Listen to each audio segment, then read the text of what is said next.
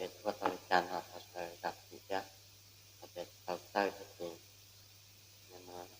cái chuyện để lò cái mà để là tao có thì chuyện kia có để tao đánh thằng này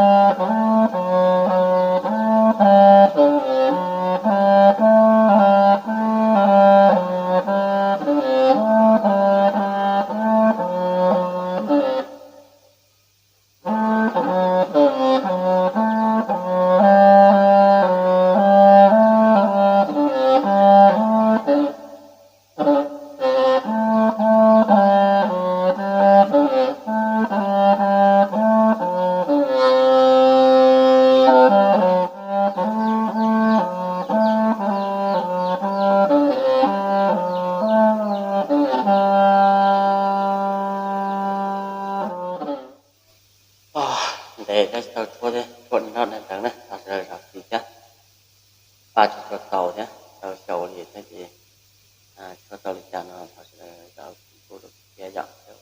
để tàu một của tàu lịch nó tàu có ra đấy nhé thì chua tàu lịch trình nó sẽ ra thì nữa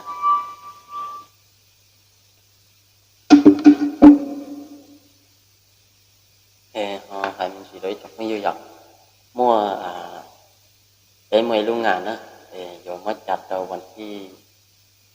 nàng gọi gì đó quỷ thì nó do bếp không lúc bắt chế bếp châu nhớ đầu khám nữa thì trong cái sự đó nên là tàu bỏ nó kiểu mùi tới giả thất trí là cho là một sân nợ chùa tàu mà nó bỏ lo theo nó mới liền nữa do tôi chặt lại càng cho nó nên cái liệp bao mua suy hở làm cho cái đèn cái cho lại càng là do cái trò nhà nó tôi chỉ món dọn sau đó họ có tê lo là tôi sẽ là tiếp bao theo cái lúc bắt chỉ cho nó trắng trắng thế vậy thì cho nên là lần thứ hai ta phân ta ta ta giả tây của giả trà thì cho ba xuyên này rồi rồi mình chỉ năng gọi gì đó vậy thì nó được chỉ của hàng kém này cụ thể như một số vật đa thì giờ họ giờ ra ta sọ thì giờ không lông thế này nó sẽ là họ sẽ cầu của cha ba xia sẽ là giờ tao một xe ok là thì làm kém con đọc